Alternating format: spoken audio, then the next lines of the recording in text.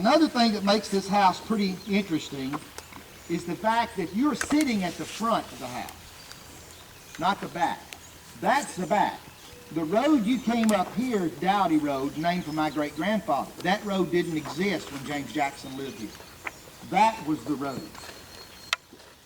That road connected Florence with what you call Savannah Highway, then called the Hood Road. The Hood family lived on the Waterloo Road in a plantation there called Woodlawn.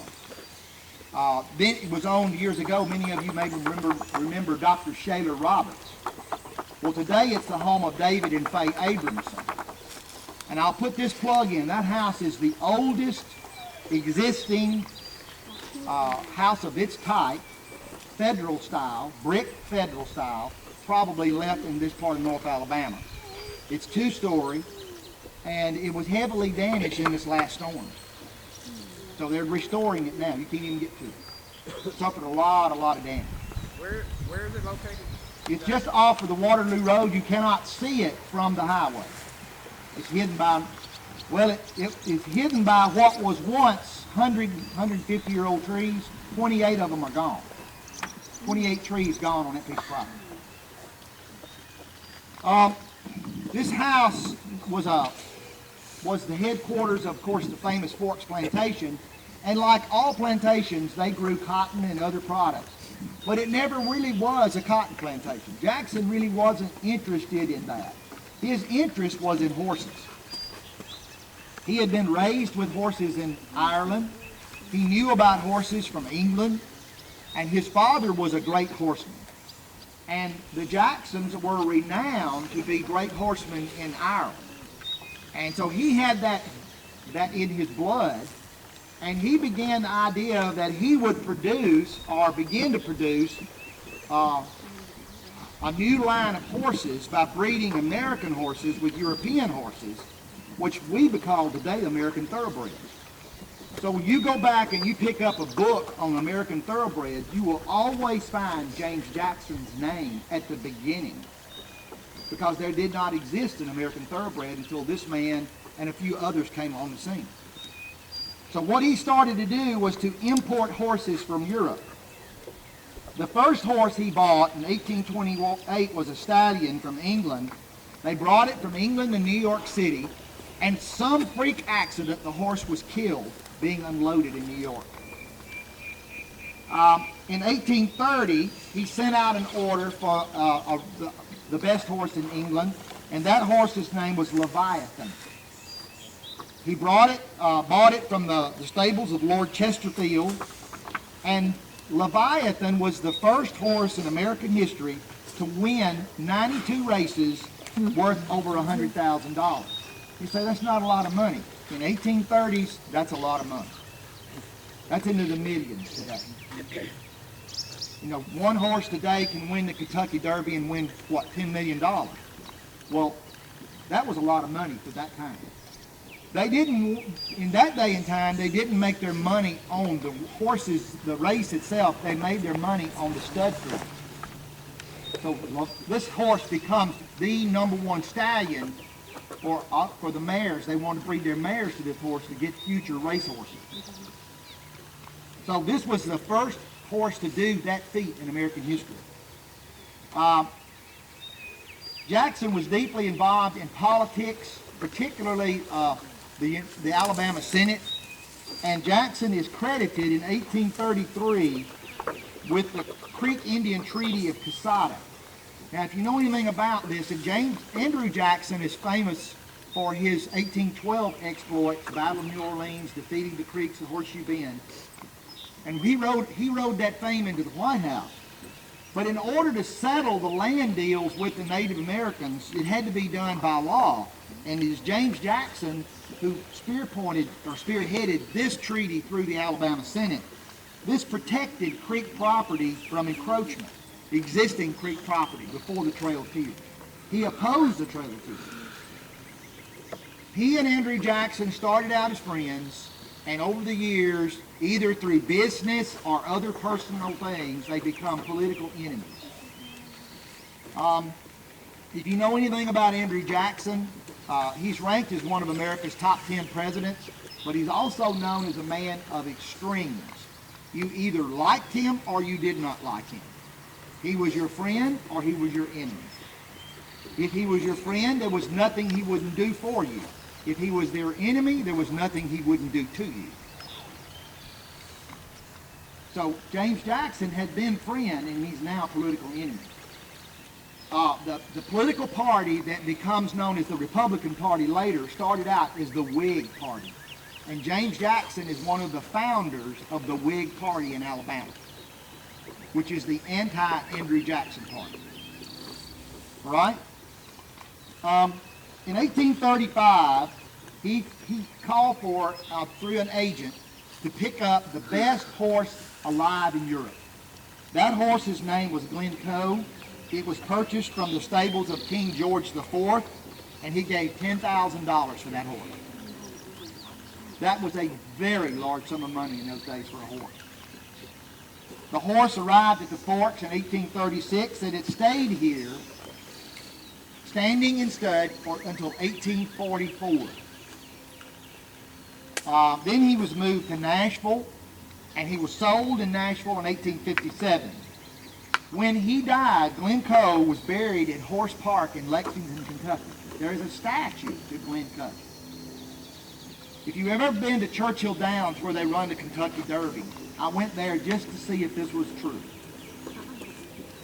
You start on the wall, it kind of goes in chronological order, and you start looking at the horses who have won the Kentucky Derby, and you run their pedigree down, and invariably, over and over and over, it comes down to either the stallion Glencoe or the stallion Leviathan, and breeder is James Jackson, Forks of Cypress, Florence, Alabama. Through these two horses, they are regarded as the finest stallions ever imported to America, and he owned them both. Through these two horses, you get horses like Man of War, Citation, Seattle Slew. I mean, go on and on. It is believed that there's not a single horse that runs, thoroughbred horse that runs today, that does not have some of the blood of these two in it. So he is regarded as one of the true fathers of the American thoroughbred. So Glencoe died at age 27. He had fathered 481 foals. Not one of his males become famous. It's through the mares that he's famous. Okay? In 1838, Jackson was in Nashville, and the talk was, there was a horse in Nashville named Lisborough, and everybody thought that was the best horse in the world, and that his foal were the best horses. So Jackson kind of had enough of it, and he put $5,000 on the table and basically told them, put up or shut up. I have the best horses, I have the best bloodline, here's my money. So a race was then matched in Nashville on one condition. The horses had to be 3-year-olds, which means that he put money on a horse that hadn't even been born yet. That's pretty good. That's how much he trusted his horses. The interesting thing is, he did this in 1838. He died in 1840. He never saw this horse run. The horse was born here at the Forks, sired by Glencoe. It was a filly named Glumdale Ditch. Was born in a field out here, and he named her for a place in Ireland.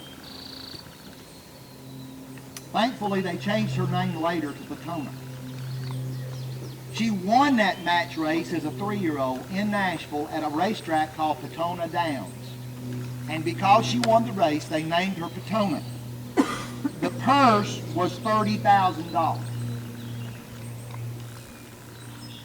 So, I mean, he produced great horses.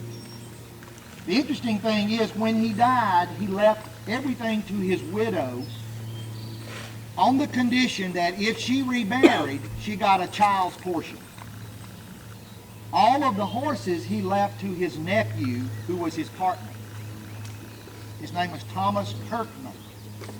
The great irony of this is he was not only his nephew, he was his son-in-law. Remember, he had adopted his wife's first child? Well, his nephew married her. So his nephew is also his son-in-law. So Thomas Kirkland is now in charge of the horses. And Mrs. Jackson, she stayed here until her death. I'll give you the date of that. I think she died like in she died 1879 on Christmas Eve at age 89 in this house. And is buried in that cemetery.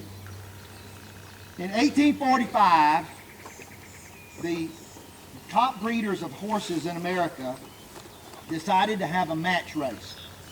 They would have an elimination. It's kind of the Super Bowl of racing. This is before the Kentucky Derby.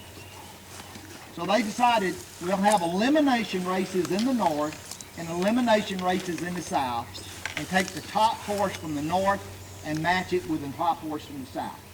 They held 3 of these races. They held a race in 43, 44, and 45. So Petona was the horse picked. She had beat them all. And they sent her to Long Island, New York, where she would be racing a horse named Fashion. The interesting thing was they walked her there. They did not trust transportation.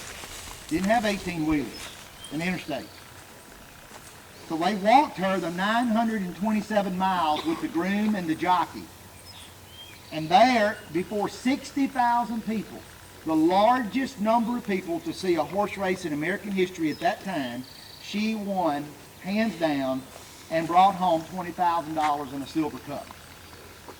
The other interesting thing is they only held 3 of these races, and the South horses won all 3. So that, North said that's enough. There never were no more match races. Currier and Ives captured that race in one of their paintings. It's called The Greatest Race. There's a painting of that at Pope's Tavern. So this is a very interesting house. It is only, stand up when you get ready to walk. The house only had 4 rooms downstairs. I'm standing in a hall. The hall went all the way through the house. Double doors there, double doors on the back side. Parlor here, master bedroom in that corner, dining room in this corner, guest bedroom over there. And then upstairs were 4 more large rooms with a large sitting room where their 9 children stayed. One side was girls, one side was boys. The kitchen was detached. It was on the outside of that hill over there from the dining room, burned in the 1930s. So the house itself was not that large, but what made it look so large is this massive portico.